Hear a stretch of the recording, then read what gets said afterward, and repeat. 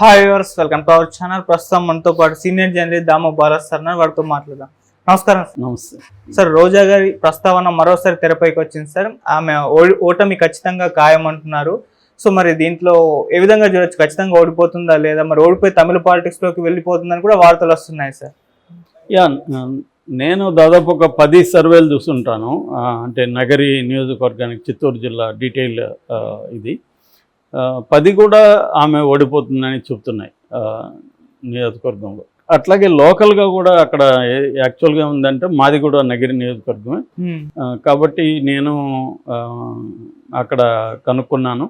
Even మా ఊరిలో కూడా ఆమెకి నెగిటివ్గానే పడ్డాయి ఓట్లు. సో దానికి కారణం ఏంటంటే మా ఊర్లో ఒకప్పుడు ప్రధానంగా వైసీపీ వాళ్ళే డామినెంట్గా ఉండేవాళ్ళు, సర్పంచ్తో సహా. కానీ ఈ మధ్యకాలంలో ఆమెకి యాంటీగా 5 మండలాలు ఉన్నాయి నగరి నియోజకవర్గంలో.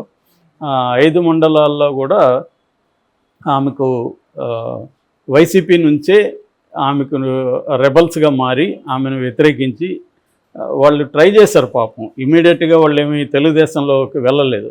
ఈమెతో ఉన్న గొడవలు పరిష్కరించమని జగన్ దగ్గరికి వచ్చారు. ఇక్కడ తాడేపల్లిలో వెయిట్ చేశారు. మరి వీళ్ళు జగన్ కూడా ఆమెకు వ్యతిరేకంగా నిర్ణయాలు తీసుకోవడానికి జంకుతున్నట్టుగా కనబడుతుంది. ఎందుకంటే ఈమె అనవసరంగా మామూలుగానే తెలుసు, రోజా నోరు పడేసుకొని అందరినీ తిడుతుంది. రేపొద్దున జగన్ని తిడదనేం గ్యారంటీ లేదు, అటు జంపు చేయదని గ్యారంటీ ఏం లేదు. ఒకప్పుడు తెలుగుదేశంలో ఉండి వైసీపీ వాళ్ళని ఇలాగే తిట్టింది, ఇప్పుడు తెలుగుదేశంలో మళ్ళీ చేరదని కూడా గ్యారంటీ లేదు కదా. అందుకని మనం పోతే ఒక సీటు పోయిందిలే అనుకొని జగన్ ఫిక్స్ అయినట్టుగా ముందే కనబడుతుంది. జగన్కి కూడా తెలియదని నేను అనుకోను. ఎందుకంటే అక్కడ ఆల్రెడీ నగిరి ఇంతకుముందు ఈడిగా కార్పొరేషన్ మాజీ చైర్పర్సన్ జే కుమార్ అని ఉంటుంది, వాళ్ళ హస్బెండ్ కుమార్ అని ఉంటాడు. వాళ్ళిద్దరూ అక్కడ నగిరిలో చాలా స్ట్రాంగ్ అనమాట. అట్లాగే చక్రపాణి రెడ్డి మా ఊరు పక్కన, తను రెడ్డివారి చెంగారెడ్డి వాళ్ళ బంధువు. తనకి చాలా పట్టుంది ఆ ఏరియాలో. తను యాక్చువల్గా Srisailam chairman, board Srisailam board ఉంది కదా, ఆ బోర్డు చైర్పర్సన్ కూడా ఆయన. సో ఇంతకుముందు వీళ్ళందరూ ఇటు వడమల్లపేట, పుత్తూరు, నగరి, విజయపురం అండ్ నిండ్ర, ఈ 5 మండలాల నాయకులు కూడా మురళీధర్ రెడ్డి అని ఇంకొక రాజు ఎవరో ఉన్నారు. ఇలాగా అక్కడ ఏంటంటే మొదలయార్సు, రాజులు, తర్వాత కొంతవరకు కమ్మ, రెడ్డి, ఈ కులాలు బలంగా ఉంటాయి. ఎస్సీ ఎట్లాగో ఉంటారు.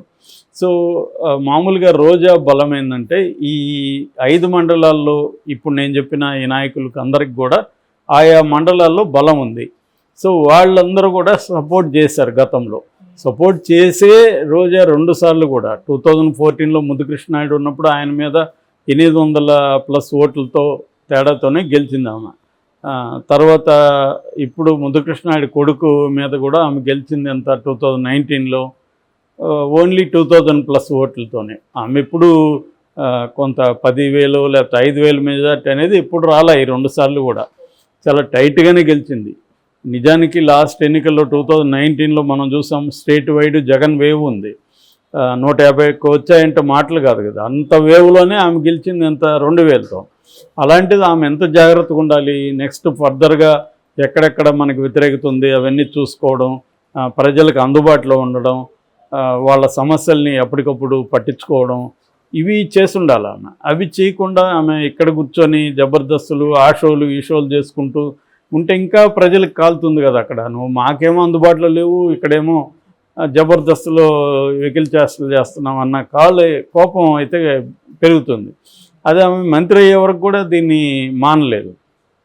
సో ఇది మేజర్ కారణం. రెండోది, అక్కడ ఉన్న నాయకులందరితో గొడవలు పెట్టుకోవడం. అట్లాగే వీళ్ళ 2 బ్రదర్స్ అక్కడికి వెళ్ళి రకరకాల అవినీతి కార్యక్రమాలు కావచ్చు, కుంభకోణాలు కావచ్చు చేశారని. పుత్తూరు నుంచి ఒక కౌన్సిలర్, ఆమె లేడీ, ఆమె కూడా ఓపెన్గా వచ్చి మీటింగ్ పెట్టి నా దగ్గర డబ్బులు తీసుకున్నాడు వీళ్ళ బ్రదర్ కుమారస్వామి రెడ్డి, 70 లక్షలు అడిగారు, నేను 40 ఇచ్చాను, ఇంక 20 ఎంత ఇచ్చాడు, మిగతాది ఇవ్వలేదు అని ఆమె ఓపెన్గానే పెట్టింది. దాని మీద ఏదో ప్రతిజ్ఞలు అవి ఇవి దేవుడు ముందు ఇవేవో మాట్లాడింది. కానీ దాన్ని అసలు అంత దూరం రాకుండా చేసుకొని ఉండగలగాలి.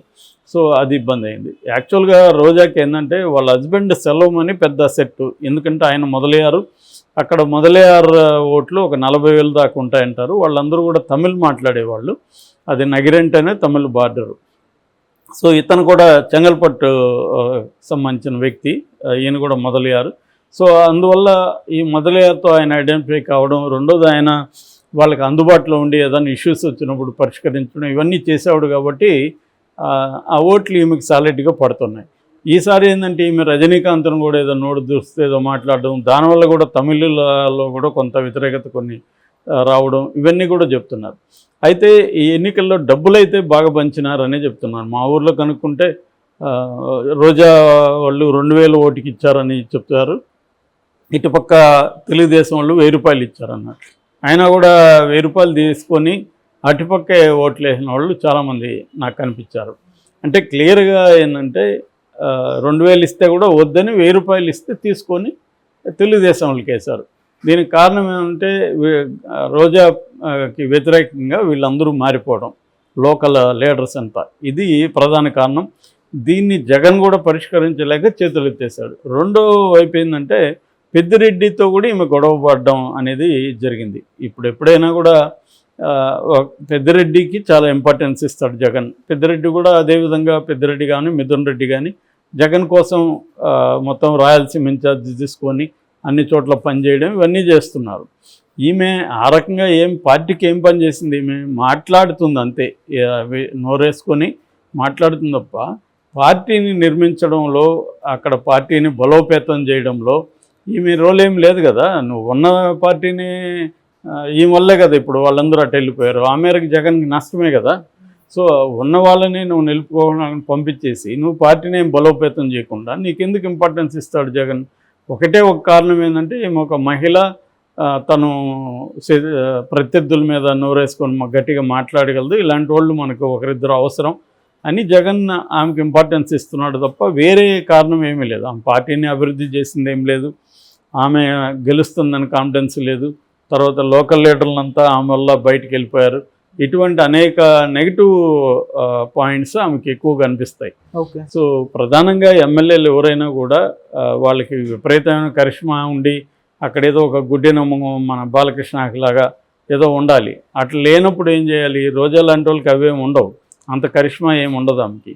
సో అలాంటప్పుడు ఏం చేయాలంటే ప్రజలకు అందుబాటులో ఉండడం, అట్లాగే స్థానిక లీడర్లతో మంచిగా ఉండడం, వాళ్ళతో గొడవలు పడకుండా ఉండడం, వాళ్ళని మేనేజ్ చేసుకుంటూ ఉండడం, ఇది అవసరం. అట్లాగే ఆ జిల్లాలో స్ట్రాంగ్ లీడర్ ఎవరో వాళ్ళని ఎనిమి చేసుకోకుండా ఉండాలి.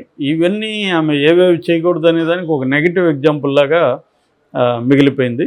సో ఈ కాంటెక్స్లో ఆమె ఓడిపోతుంది అనేది ఖాయం అనేది అందరూ చెప్తున్నారు.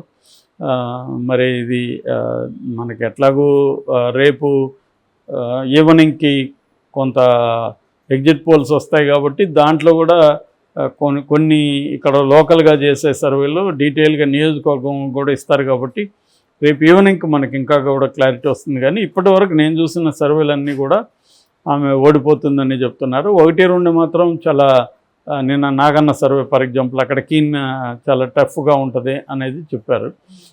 నాకు తెలుసు అక్కడ టఫ్ కాదు, ఖచ్చితంగా ఓడిపోయే అవకాశాలు ఎక్కువ ఉన్నాయి. ఆమె కూడా ఎన్నికలు అవగానే వైసీపీ వాళ్ళు నాకు వ్యతిరేకంగా పనిచేశారు, నేను ప్రతి ఊర్లో కూడా వాళ్ళు నాకు ఓట్లు వేయద్దని చెప్పారు, తెలుగుదేశంల కంటే వీళ్ళే నాకు నష్టం చేశారని వాపోయింది. అవును చేశారు, ఎందుకు చేశారు? నీ తప్పుల వల్ల కదా చేశారు, అది ఆలోచించాలి కదా. ఎప్పుడైనా సెల్ఫ్ క్రిటిసిజం అనేది చాలా ఇంపార్టెంట్ వ్యక్తికి, లేకపోతే కనీసం వేరే వాళ్ళు చెప్పినప్పుడైనా వినాలి. ఈ రెండు లేనప్పుడు ఏమవుతుందంటే మనకి ఎదురు లేదనుకుంటా వెళ్తారు, డబ్బులు పెడితే పని అవుతుంది అనుకుంటా. డబ్బులు పెడితే కూడా చాలాసార్లు పని అవ్వవు. ఇప్పుడు ఆమె 2,000 ఇచ్చినా కూడా ఎవరు ఆమెకు ఓట్లు వేయలేదు కదా. 2,000 మాకొద్దు, 1,000 రూపాయలు జాలని తీసుకొని వేసాన్న వాళ్ళు నేనే చూశాను. అంటే క్లియర్గా ఏంటంటే ప్రతిసారి డబ్బులతోనే పనులు కావు. ఒక్కోసారి రెండో వైపులు కూడా డబ్బులు తీసుకొని ఇష్టం వచ్చిన వాళ్ళకి వేసే పద్ధతి బాగా పెరిగింది. జనాలకు కూడా తెలివి మీరారు. సరే వద్దంటే వీళ్ళకి ఎక్కడ ఎనిమి అవుతామని 2 తీసుకొని వాళ్ళకి ఇష్టం వచ్చిన వేసే పరిస్థితి ఉంది. ఈమె అది కూడా లేదు, ఓపెన్గానే ఈమె రిజెక్ట్ చేశారు డబ్బులు ఇస్తే కూడా. సో ఏదేమైనా రోజా ఓడిపోతుందనేది అయితే ఎక్కువ చెప్తున్నారు. ఏదైనా మిరాకులు జరిగితే కానీ ఆమె గెలిచే పరిస్థితి అయితే కనిపించట్లేదు.